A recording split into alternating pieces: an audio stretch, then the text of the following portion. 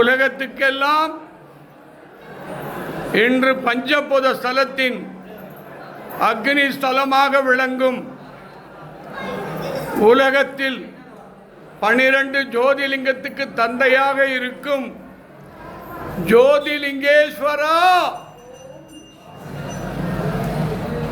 உன் கருணை இங்க இருக்கிற ஈஸ்வரா, நீ அங்கெல்லாம் வியாபாரம் ஆயிடுச்சு. அம்மா, குருவே, ஞான தந்தையே, நவலிங்கமே,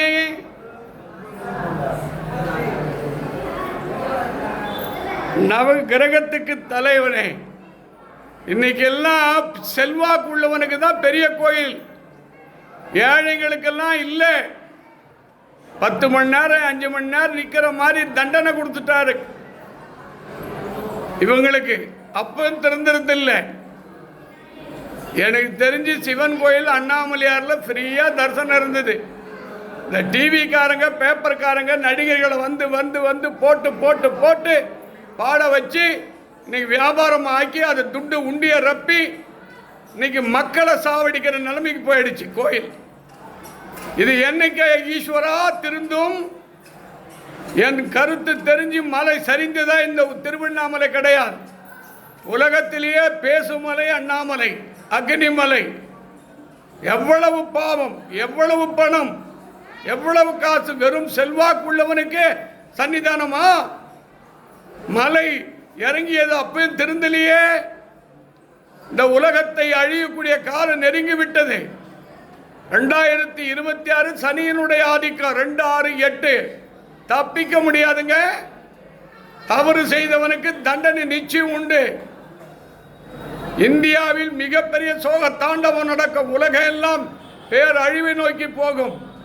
தமிழ்நாட்டுக்கு ஆன்மீக ஸ்தலங்களுக்கெல்லாம் பெரும் ஆபத்து இருக்கிறது. தவறு செய்தவர்களுக்கு கண் எதிர்க்க தண்டனை நடக்கும். தப்பான பணம், தப்பான துண்டு குடும்ப வம்சத்தையே ஒழித்து விடுவார். சிவன் சொத்து குலநாசம். சிவன் திருவடியை பற்றுகியா. பணம் பணம் பணம் பணம். என்ன பணத்தை பண்ணி என்ன பண்ண போறீங்க? 38 வருஷமா இங்க 1 ரூபாய் இல்லை, உண்டி கிடையாது, வியாபாரம் இல்லை, விளக்கு இல்லை, தட்டு தீபார்த்தனை இல்லை, கலெக்ஷன் இல்லை. ஒரு தனி மனிதன் 72 வயசு 32 வருஷமா நடத்தின்னு இல்லை.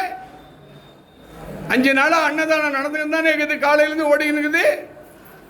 நம்பிக்கை வேணுங்க, மனமே பலங்க. ஆஞ்சநேயருக்கு எப்படிங்க பலம் கொடுத்தார் பெருமாள்? கருடாழ்வாருக்கு எப்படிங்க கொடுத்தார் பலம்? நால்வர்கள் 63 நாயன்மாருக்கு எப்படி பலம் கொடுத்தார்? நம்பிக்கை.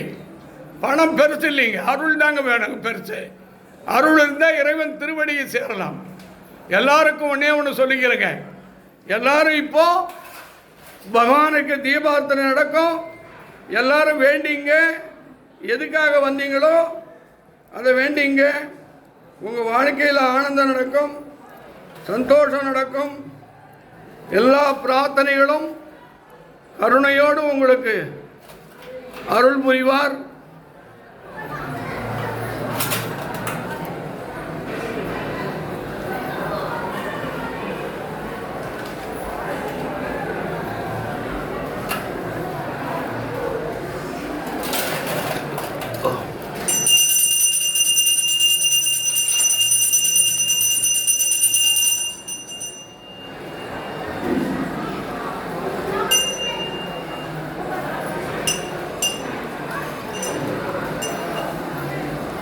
அருட்பெரும் ஜோதி, அருட்பெரும் ஜோதி, தனிப்பெருங்கருணை, அருட்பெரும் ஜோதி.